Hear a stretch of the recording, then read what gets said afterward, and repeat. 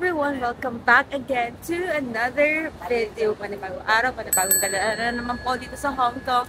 And for today, actually, meron tayong full day of exploring Hong Kong. So, samahan nyo kami. But before that, magbe-breakfast muna tayo sa Cafe de Coral. So, from our hotel, it's a 17-minute walk. Pero, we don't mind na lang kasi yung pupuntahan natin after that is yung Hong Kong Cultural Center.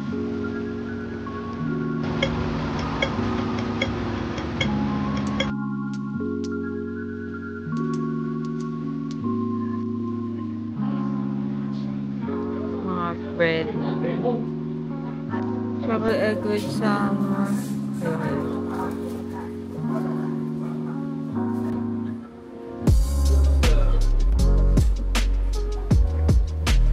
And then let's have sorry guys, some milk tea.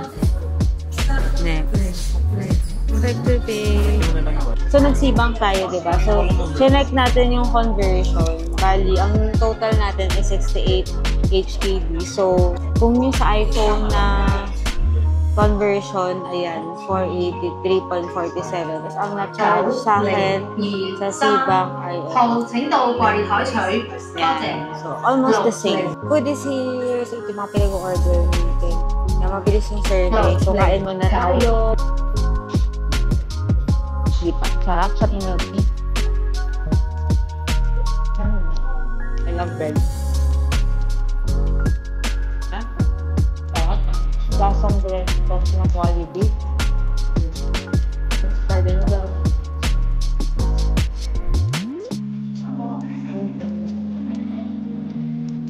Alam mo yung mga sikat na stall mo.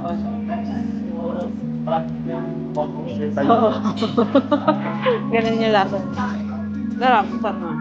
Hello guys, so we're now done eating. So grabe, masarap. How would you rate your food? Sarap. Masarap siya. And anyways, andito tayo ngayon. Tumawid lang tayo from across Cafe de Coral. And dito yan sa Hong Kong Cultural Center. And alam niyo ba, dito nag-held mga live performances, concerts, mga performing arts, dito yun lahat. Wala, fun fact lang.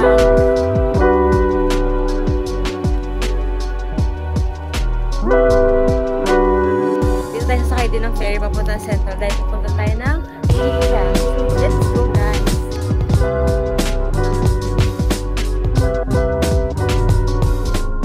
Yan yung sasakyan nating ferry.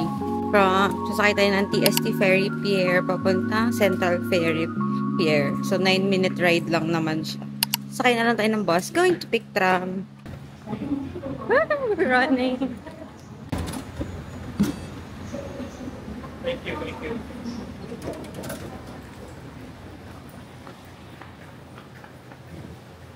Oh, eh. Sit anywhere naman to guys. So,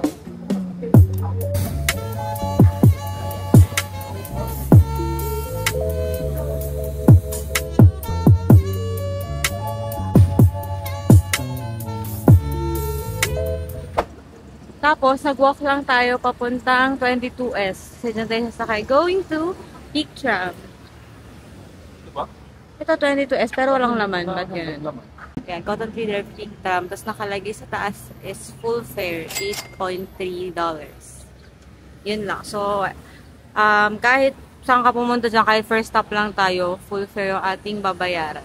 Guys, by the way, yung ticket namin, we purchased it via Klook. So, ililink down ko yan, pero ilalagay ko dito sa screen kung magkano namin nakuha yung ticket. So, and yung ticket pala na yun, hindi na natin need i-claim for another ticket or exchange for another ticket. That will serve as the QR code para makapasok tayo dito sa Peak Tram.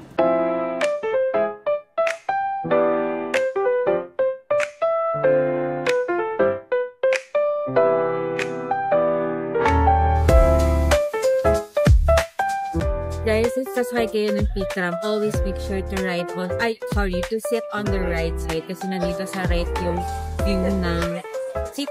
So, pag magpababa rather, ay sa left naman kayo okay.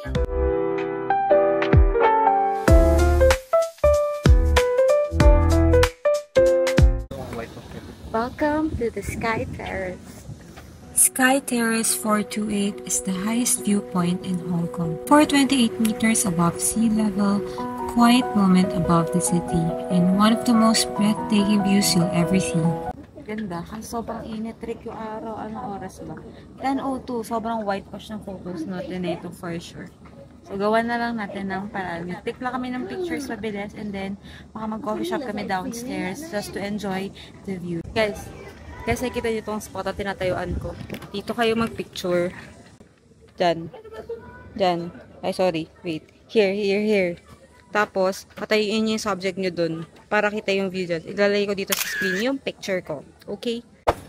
Mag-coffee muna kami bago kami bumawa ng picture. So, dito kami ngayon sa Pacific Coffee. Ito yung menu nila, guys. Meron din dito, guys. Okay. May mga prices. Kapagalan ko na, ha? Ayan. Our food is here, so we just got cafe latte, iced lemon tea, tapos sausage roll. Insert ko na lang dyan kung magkano yung total meal.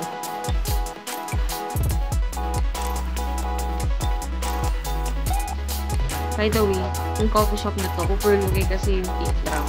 So, actually, pwede ko po doon. Kaso outside yan, ang init-init ngayon. So, dito kami inside. So, guys, nakababa na tayo from Peak Tram. And ang next stop natin is Citygate Outlet. So, mag-shopping na po tayo. Kasi, meron na lang tayo remaining today and tomorrow para mag-shop. Dahil on Monday, we will be going back to the Philippines.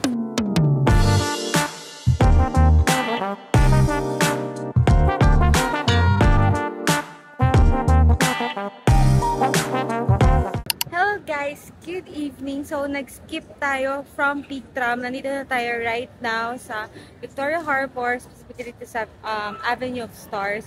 Kasi, dapat, di ba sinabi ko sa inyo kanina, pupunta tayo ng City Gates. But, I did a separate vlog of that. Isa siyang full day of shopping. Same day siya, pero separate ko vlog para detailed. Ang daming tao actually. Ano kasi ngayon eh, Saturday. Ayan, yun yung mga kamay na hindi naman natin kilala. Kasi may mga names naman dyan and all. And the best part is the view, of course. Actually, isa lang siyang mahabang lakaran. Tapos yung main highlight mo na talaga is yung Hong Kong skyline.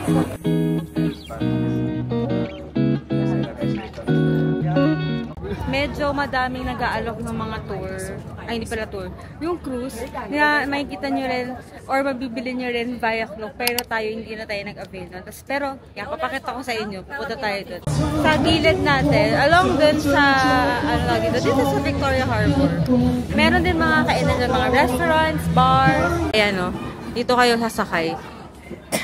Siguro, ipapakita nyo lang yung inyong QR. May instructions naman yan for sure. Share mo sa kanila yung hack mo para makasakay ng ferry. Oo, yung murang ferry. Sakyan nyo yung ferry kanina umaga. $5 lang yun. Tataka rin naman sa gitna eh. Yeah. Mabilis lang. Oo, mabilis lang. Yeah. Eh, mahal-mahal ng bayad sa mga cruise. Yeah. So, yun, ulit-ulitin nyo na.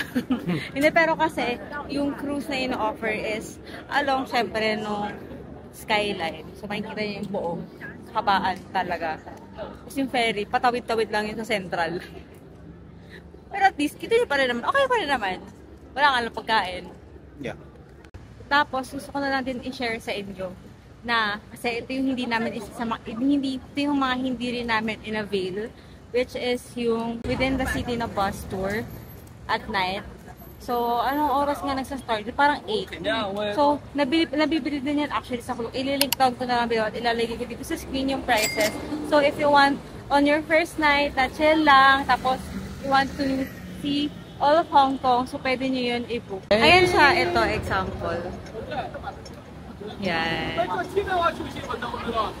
Okay, so late dinner. Dito na kami sa, ano pangalan ng restaurant? Ito pala, UNK restaurant. Along hotel din natin to. Parang sarap naman. Mukha naman masarap. Dito na tayo mag-dinner. Let's go.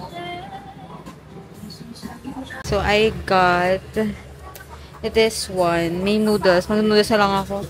This one, yung shrimp wonton ito pala, shrimp wonton and fish dumplings. Tapos kay Rai ay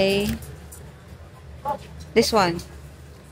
Beef offal with rice. Ano yung offal? Hindi ko alam. Mukha lang masarap. Hala, hindi niya alam kung ano yun. Hindi niya alam kung ano yun. 2 iced milk tea. $22 each. There! Yay! Food is here. So, ito yung 2 milk tea, iced milk tea. Ito yung soup ko and yung Beef offal. offal ni ano, Rai. Yung offal pala yung internal organs. Ah. Oh, masarap ah. Ha? Mas marami pa kita kapag. Ayun na kaya. Lagyan natin ng chili.